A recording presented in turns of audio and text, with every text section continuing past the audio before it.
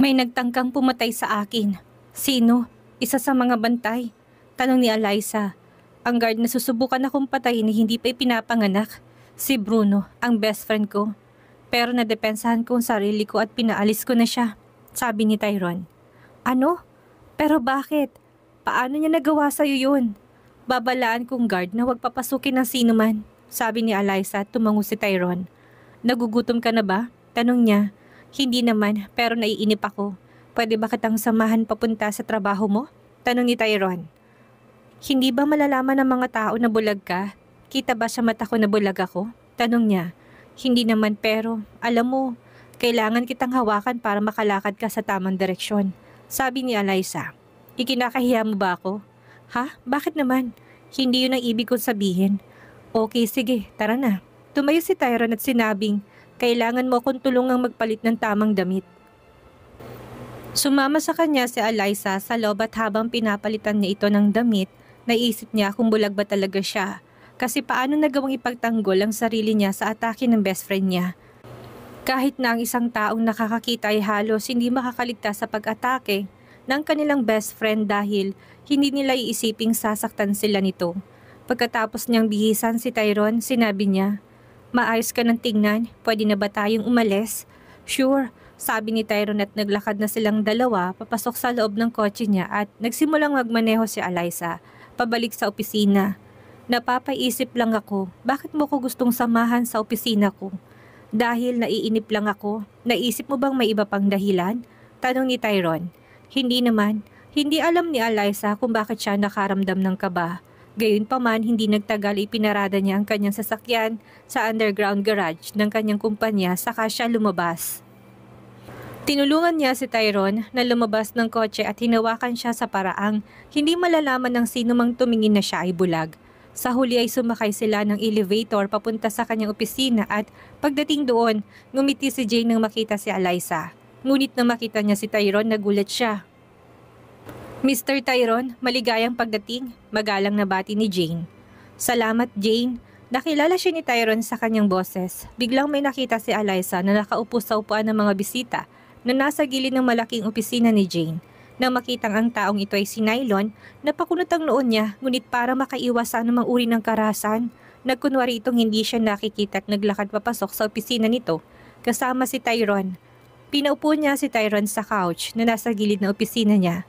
Kamustang trabaho? Tanong ni Tyrone. Gumiti si Eliza na parang hindi naabala sa presensya ni Nylon. Galit na galit siya at iniisip kung anong nagbigay ng lakas ng loob kay Nylon na pumunta sa kanyang opisina. Nagawa niyang sumagot ng walang alinlangan. Maayos naman ang takbo ng trabaho kahit na minsan nabawasan ang kita namin. Pero kasalanan ko yon. Hindi ko dapat pinabayaan si Jane kahit anong oras para pamahalaan ng kumpanya. Pero nakabawi na kami ngayon. Mabuti naman, may maitutulong ba ako? Wala naman. Pero kung kailangan ko ng tulong, ipapaalam ko sa'yo. Sabi ni Eliza. Sige, hindi kita istorbohin. Simpleng sabi ni Tyrone. Agad na tinext ni Eliza si Jane. Tinanong, anong ginagawa ni Nylon dito? Sumagot kaagad si Jane. Ayaw siyang pasukin noong una ng mga securities. Ngunit na mapagtanto na siyang presidente ng bansa, naglakas loob silang, huwag siyang pigilan na pumasok. Sinabihan ko siyang umalis. Ngunit ayaw niya makinig. Sinabi niya na pagmamayari niyang lahat ng dako sa North Hill ngayon. Habang binabasa ni Eliza ang mensahe ni Jane, isa pang mensahe niya ang dumating. Mayabang tingin ko kay Nylon ngayon. Hindi siya katulad ng dati. Sa tingin ko, totoo nga na kung magkaroon ng kapangyarihan ng mga tao, nagbabago sila. Nang matapos na basahin ni Eliza mga mensahe ni Jane, nadagdagan ang galit sa kanya at tumayo siya. Tyrone, saglit lang at babalik din ako. Sige, sabi ni Tyrone. Lumabas si Eliza sa kanyang opisina at sinara ang pinto upang hindi marinig ni Tyrone ang anumang sinasabi sa opisina ni Jane. Dire-diretsong naglakad si Eliza kay Nylon at sinabing, anong pumasok sa isip mo para pumunta ka dito ng walang pasabi, Eliza? Pag mo kong tawagin sa pangalan ko, ang pagiging arugante mo nitong mga nakaraang araw ay nakakadiri, saway ni Eliza. Saglit na umiwas ang tingin si Nylon, halata niyang galit si Eliza. Nakalipas ang ilang segundong katahimikan, lumingon ito sa kanya at sinabing, Eliza, hindi ako mayabang. Kung sa tingin mo na mayabang ako, pasensya na. Anong gusto mo? Pwede bang maupo ka? Iminuwesta ni Nylon ang upuan sa tabi niya. Ayaw ni Eliza na magbuka siyang bastos kaya umupo siya sa katabi niyang upuan. Inayos niyang upuan niya na ngayon ay diretsyong nakaupo sa tapat ni Eliza. Gusto ko lang malaman mo ng sukatan ng pagmamahal mo kay Tyrone. Ay siya ring sukatan ng pagmamahal ko sa'yo. Eliza, alam kong nakakainis ako minsan pero pwede bang maging malumanay ka sa akin? Malumanay na nagsasalita si Nylon na hindi alam ni Eliza kung saan biglang naglaho ang kanyang galit. Naintindihan niya kung anong sitwasyong ito. Ang umibig sa isang tao ay masyadong mapanganib. Ito ay mas malalang karanasan kapag hindi naman minahal pabalik ng taong mahal mo. Naranasan niya ito kaya naintindihan niya ang kalagayan ni Nylon. Pwede bang humiling ako sa iyo ng pabor matapos mong kalabanin ang ama ng mga anak ko? Ang pananakit sa kanya hindi magiging dahilan para mahalin kita. Sabi ni Eliza, may hinanakit din si Tyrone sa akin. Hindi man ito tungkol sa iyo, ang personal assistant ni Tyrone ay kasalukuyang hari sa aking bansa at nasa pangangalaga niyang aking kapatid. Sabi ni Nylon, sa tingin ko ginawa niya lang iyon para paghigantihan ka, para hindi mo siya masaktan sa gusto mong paraan. Sabi ni Eliza. Siguro, sabi ni Nylon. Hindi ako nakita ni Tyrone nung pumasok siya, parang may mali. Dagling kinabahan si Eliza. Baka mahalata ni Nylon ang sekreto ni Tyrone. Malamang hindi siya tumingin sa direksyon mo, sabi ni Eliza. Nagkibit balikat si Nylon at sinabing, nagpunta ako dito para hilingin sa'yo na sumama sa akin para kumain ng lunch. Pero, nandito na si Tyrone, hindi naman pwedeng iwan ko siya at sumama sa'yo. Pasensya na. Magalang na tanggi ni Eliza. Tumango si Nylon at naglabas ng bracelet saka nagtanong, pwede bang tanggapin mo ito bilang regalo? Napatingin si Eliza sa bracelet at masasabi niyang mahal yon. Bakit mo ko binibigyan nito? Inilayo niyang mukha sa bracelet at tumingin sa kanya. Para ipakitang pagmamahal ko sa'yo, sa totoo lang. Gusto ko sanang makitang suot mo ito sa maganda mong kamay. Please, wag mo itong tanggihan. Dahil masasaktan ako. Tinanggihan mo ng alok na kumain na tanghalian kasama ko. Pagsusumamo ni Nylon. Tiningnan ni Eliza ang bracelet at saka tinanggap. Tinulungan niya itong ilagay sa kamay niya at sinabing, thank you so much, Eliza, sa pagtanggap sa regalo ko. You are welcome. Mauna na ako. I'm sorry kung pumunta ako dito nang walang pasabi. Magalang at maayos na sabi niya at pagkatapos tumango si Eliza naglakad na siya palabas. Hindi inaasahan ni Eliza na magiging gentleman siya. Saka siya tumayo at naglakad papunta sa table ni Jane. Kamusta? Tanong ni Jane. Binigyan niya ako ng bracelet. Ipinakita ni Eliza ang bracelet kay Jane. Wow, ang ganda, sabi ni Jane. Kinarap ang bracelet at hinihiling na sanay sa kanya yon. Salamat. Hinihintay ako ni Tyrone sa loob. Saka siya naglakad papasok at nakita niyang nakaupo pa rin si Tyrone. Hey Tyrone, nakabalik na ako, sabi niya sabay upo. May kinita ka ba? Tanong niya at lumuksong puso ni Eliza. Kahit na hindi nakikita ni Tyrone para siyang may alam sa lahat tungkol sa kanya. Yes. Sagot ni Eliza habang kinakabahan siya. Pwede ko bang malaman kung sino ang taong ito? Sa tingin ko, hindi mo na kailangang malaman, sagot niya at umaasa na hindi na siya kukulitin pa ni Tyrone. Si Nylon ba? Nylon? Tanong ni Eliza na para bang itong unang beses na makakarinig ng ganoong pangalan. Tinanong ko kung ang taong kinita mo'y si Nylon. Tanong niya. Ayaw magsinungaling ni Eliza para hindi nito magkagulo. Paano ko malaman na niya ang pangalang nakausap niya? Tahimik na tumingin sa kanya si Eliza at inisip kung paano naging misteryoso ang isang tao. Well, oo, kinita ko si Nylon. Totoo namang sagot ni Eliza at tinintay ang kanyang sasabihin. So, nandito ako pero nakikipagkita ka pa sa ibang lalaki? Tanong ni Tyrone. Ang totoo niyan, hindi ko alam na pumunta siya dito hanggang sa makarating tayong dalawa sa office ni Jane. Pinuntahan ko lang siya para sabihin siyang umalis na siya at huwag nang pumunta ng biglaan. She explained. Okay. Pasimpleng sabi ni Tyrone. Okay, yun lang bang sasabihin niya? Galit ka ba, Tyrone? Tanong ni Eliza. Hindi naman. Kung pipili ang sino mang makatwirang tao sa pagitan ng isang bulag at isang taong nakakakita, alam nating pareho kung sinong pipiliin kaya naintindihan kita. Sabi ni Tyrone. Tyrone, stop. Magtiwala ka sa akin. Hindi ko naman in-entertain ang pagbisita niya. Sabi ni Eliza, tumango lang si Tyrone. Bumalik sa trabaho si Eliza, tumaasa na talagang paniniwalaan siya ni Tyrone. Pagkatapos ng trabaho, pumasok ang dalawa sa kotse ni Eliza at nagmaneho siya pa uwi. Pagkaraan ng 4 na araw, tumawag si Tyrone kay Nylon at sumagot siya. Ibinalik mo na ba si Marcella kung saan siya naroroon? Ano sa tingin mong gagawin ko? Ang utos mo? Tanong ni Nylon. Tingnan mo ang kamakailang balita tungkol sa iyong bansa, sabi ni Tyrone at ibinaba ang tawag. Agad na nag-check si Nylon sa internet at nakitang isang website na nagko-cover ng isang pangyayari sa buhay kung paano hinuhukay ang libingan ng kanyang ama. Nakaramdam siya ng matinding kirot sa kanyang puso nang makita to. Agad siyang tumawag kay Tyrone at agad tong sumagot at nagsalita. Handa ka na bang ibalik si Marcella? Bakit ang lakas ng loob mong ipahukay kung saan nakalibing ang ama ko? Sinaktan ka ba niya? Ako ang kalaban mo dito, Tyrone. Hindi ang ama kong patay na. Sabi ni Nylon. Patuloy mo na panoorin ang kabuuan ng site at makikita mo kung paanong katawan ng iyong ama ay walang awa na pinaghiwa-hiwalay. Si Marcella ay malubhan at may sakit. Ano pang gusto mo sa kanya? Marami na akong mga doktor na gumagamot sa kanya pero hindi siya gumagaling, sabi ni Nylon. Bakit ka ba nababahala kay Marcella? May nararamdaman ka pa rin ba sa kanya?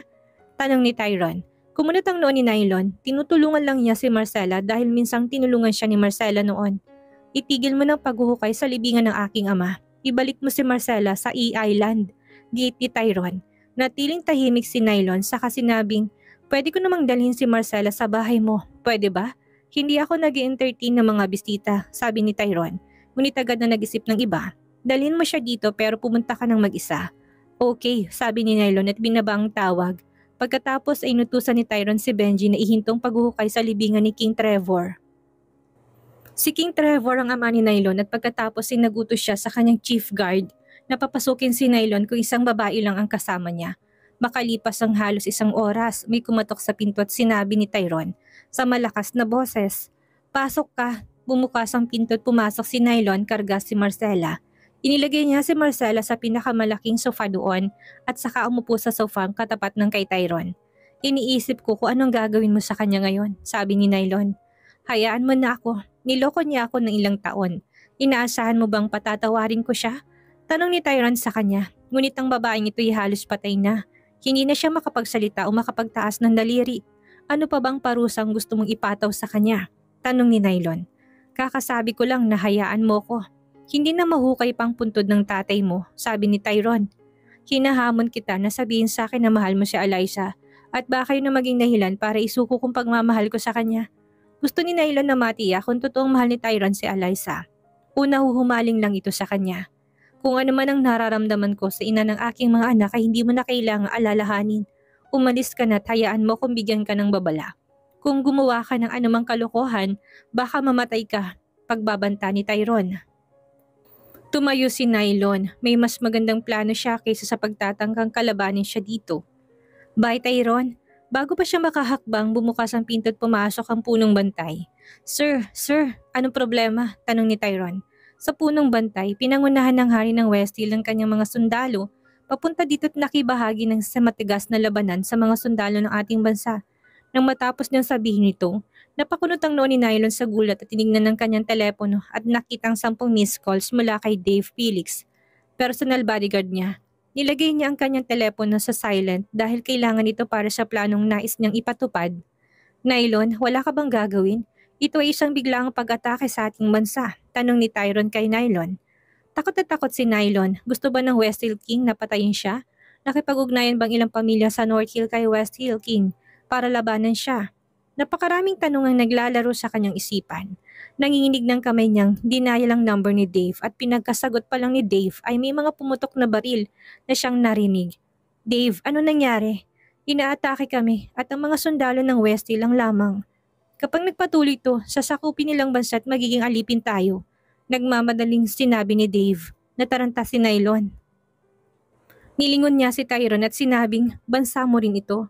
Kailangan mo akong tulungan. Anong sabi mo? Ngumisi si Tyrone at umiling. Siguradong marunong kang makipagbiruan. Bakit pakaramdam ko? Ikaw ang nasa likod ng ataking ito. Tanong ni Nylon kay Tyrone kung gusto kitang kalabanin, dumiretso na ako sa'yo. Hindi ako dadaan sa kung ano-ano at mas malala pa. Mangdamay ng dayuhan. Hindi naman ako bobo, sabi ni Tyrone. Pinaalis niya ang guard sa kwarto. Hindi siya nabahala tungkol sa pag-atake sa bansa. Ang mga pag-atake sa isang bansa ay palaging nakatarget sa mga politiko. Hindi siya nasangkot sa politika pati si Eliza at ang mga bata ay ligtas kung nasaan sila.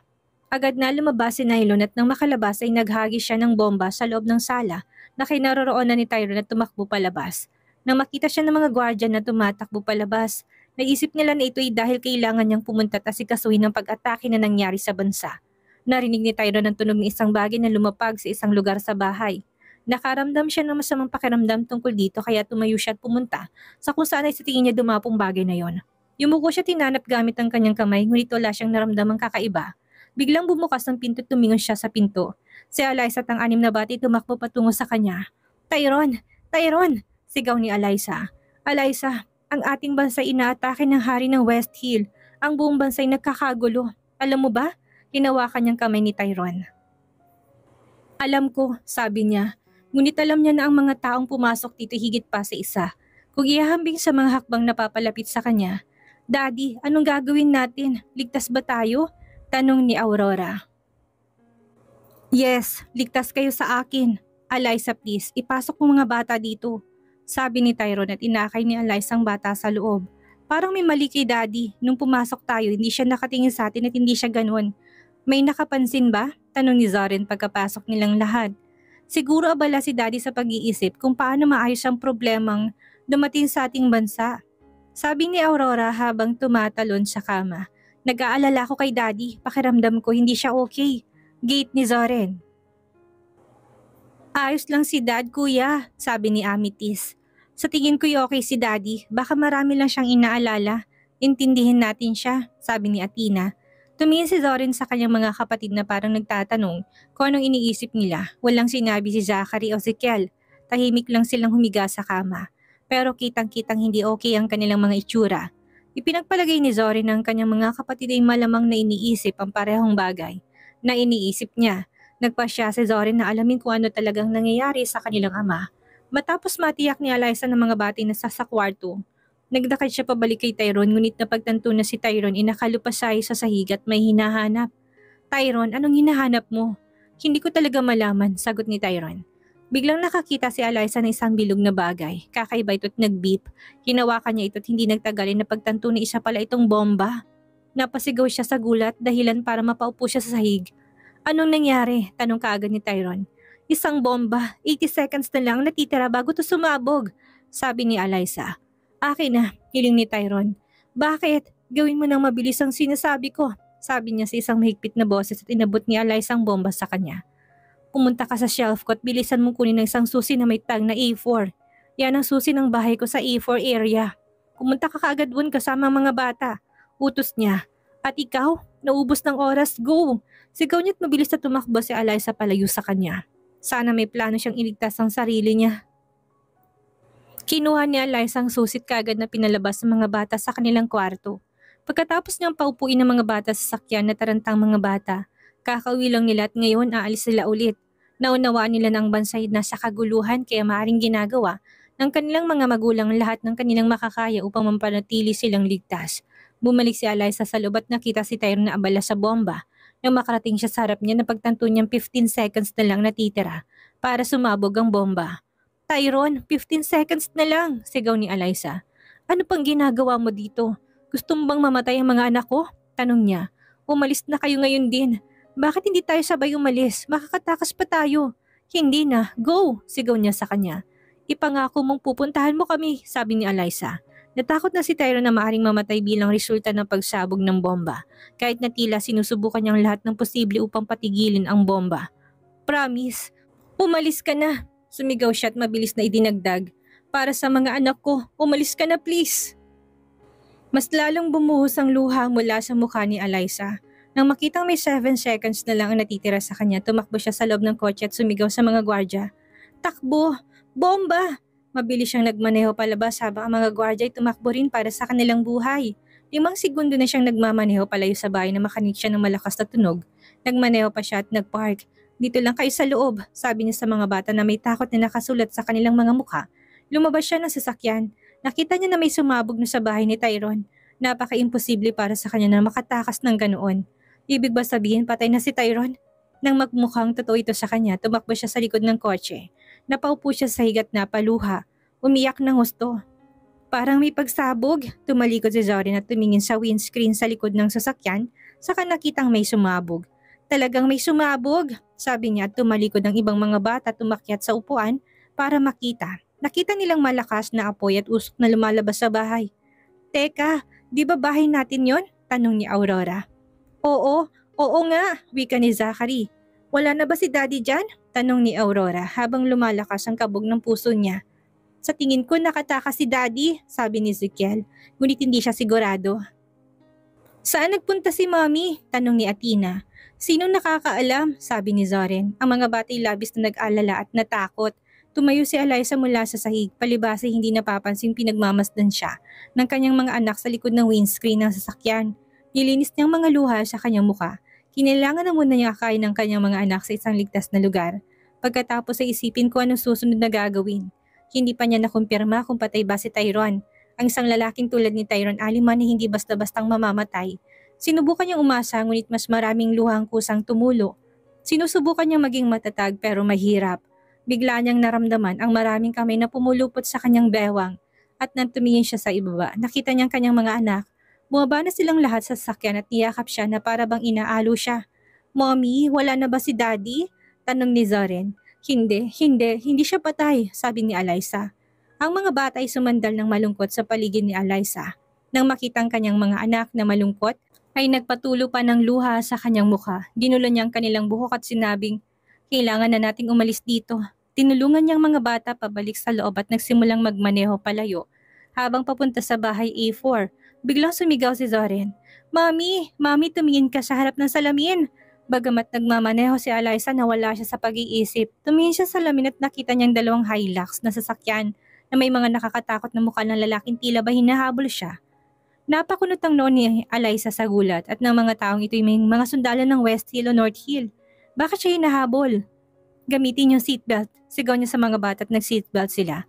Inapakan niya ng hustong accelerator kaya lumampas sa normal ang bilis nito. Mahigpit ang mga kamay sa manibela. Nagmaneho siya ng mabilis hanggat kaya niya. Napakabilis ngunit maingat habang umaasang hindi siya maabutan ng mga humahabol sa kanya. Walang tigil ang paglingon ng mga bata sa mga sasakyang Hilux na humahabol sa kanila. Mas binilisan pa ni Eliza ang pagmamaneho. Hindi pa siya handang sumuko pero natigilan siya na may dumaan pang Hilux sa sasakyan na kanyang harapan dahil nasa maliit na kalsada siya at may mga sasakyang nasa unahan at nasa likod niya. Alam niyang wala na siyang takas kaya dahan-dahan siyang bumagal at pagkahinto ng sasakyan ay lumingon siya sa mga anak niya. Kumalma lang kayo, okay? Tumangulang mga bata saka siya lumabas. Sa isang iglap ang mga sasakyan ng Hilux na nasa unahan at nasa likod niya ay pumarada. Malapit sa kanya at lumitaw ang mga sundalo. Gayunpaman ang mga sundalo hindi lumakad patungo sa kanya. Si Eliza ay pinanood habang ang isang lalaki may marangal na karisma ay lumakad patungo sa kanya. Hey Eliza, tawag ng lalaki. Sino ka? Confident na tanong ni Eliza. Lucifer, siguradong narinig mo na ako. Ako ang hari ng West Hill, sabi niya. O ikaw ang umatake sa bansa namin? Tanong niya. Sa basbas ni Tyrone Aliman, sagot niya. Anong ibig mo sabihin? Galit ako sa kawalan ng katarungan na pinaplano kong kunin ng North Hill. Mula kay Nylon mula nang marinig ko na pilit niyang inagaw ang bansa sa inyong pangulo, sabi ni Lucifer. Buhay ba si Tyrone? Tanong niya. Of course, sagot niya. Nataranta si Eliza, pero bakit mo ba talaga ako hinahabol? Calm down Eliza, hindi ka namin hinahabol. Pinapunta kami ni Tyrone para kunin ka, sagot niya. Bakit parang naglilingkod ka kay Tyrone? Hindi ba presidente ka ng bansa mo? Oo, pero si Tyrone ay isang god of war at ginagalang ko siya. Dadaling kita ng mga bata sa Presidential Lodge para makipagkita kay Tyrone. Pagkatapos ay makakabalik na ako sa West Hill, sabi ni Lucifer. Bakit naman ako magtitiwala sa'yo? Tanong ni Eliza. Hindi ko kayo sasaktan kasi kung oo, sana inutos ko na lang ng mga sundalo na arestuhin kayo, sabi niya. Naisip ni Eliza na may katuwiran ng sinabi nito. Pumasok siya sa loob ng kanyang kotse. Matapos makabalik si Lucifer sa kotseng kanyang pinanggalingan, lahat ng sasakyan ay nagmaneho patungo sa Presidential Lodge. Pagdating doon si Eliza nagulat siya na makitang nakaalertong maraming tao at pinag-uusapan ng bagong presidente. Pakiramdam ni Eliza ay napakabilis nito. Naalis sa trono si Nylon sa ilang minuto si Tyrone nang pumalit. Yun na sigurong pinakamabilis na kodita sa kasaysayan. Nang makita ni Eliza at ang mga bata si Tyrone sa opisina ng Pangulo, tumakbo si Eliza sa kanya at niyakap siya. Na may luha sa kanyang mukha. Sinabi niya, akala ko patay ka na. Hindi madaling mamatay si Tyrone Aliman. Sabi niya, nang kumala si Eliza sa pagkakayakap ay yumakap din sa kanyang mga bata. Lumingon si Eliza kay Lucifer at saka tinanong si Tyrone, alam mo bang darating si Lucifer para tulungan ka? Hindi, akala ko kalaban niya ako hanggang sa pinasok niyang bahay pagkaalis niyo tinulungan ako, ani Tyrone. Wow, salamat Lucifer. Pero Lucifer, sigurado ako marami kang lalagas na tauhan. Dahil sa labanang ito, Bakit may tinayang buhay mo't ng mga sundalo mo para pumunta at labanan si Nylon? Tanong ni Eliza, nakahinga siya ngayon ng maluwag. Dahil gusto ko ng aking bansay na sa magandang pamamalakad ni Tyrone, ngumiti si Lucifer. Nasaan si Nylon? Tanong ni Eliza. Nakataka siya, walang nakakaalam kung nasan siya. Hinanap namin siya pero hindi namin siya matagpuan. Sabi ni Lucifer. Oh, bulalas ni Eliza at umupo sa upuan. Umupo rin ng mga bata sa kahabaan at mahabang mesa. Mommy, si Daddy bang bagong presidente? Tanong ni Zoren. Oo, siya nga. Ako ng asawa ng Pangulo at kayong lahat ay anak ng Pangulo. Tuwang-tuwang mga bata sa kanilang bagong katayuan kaya hindi sila tumigil sa pag-uusap tungkol dito. Kailangan ko pang maging pamilyar sa pagiging presidente. Hindi ko may kakailang lahat ng ito'y masyadong mabilis. May plano akong labanan si Nylon at kunin ang aking bansa mula sa kanya. Ngunit alam kong magtatagal ito ngunit tila may mas magandang planong tadhana. Sabi ni Tyrone at napangiti ang lahat ng nasa kwarto. Babalik na ako sa aking bansa ngayon, sabi ni Lucifer.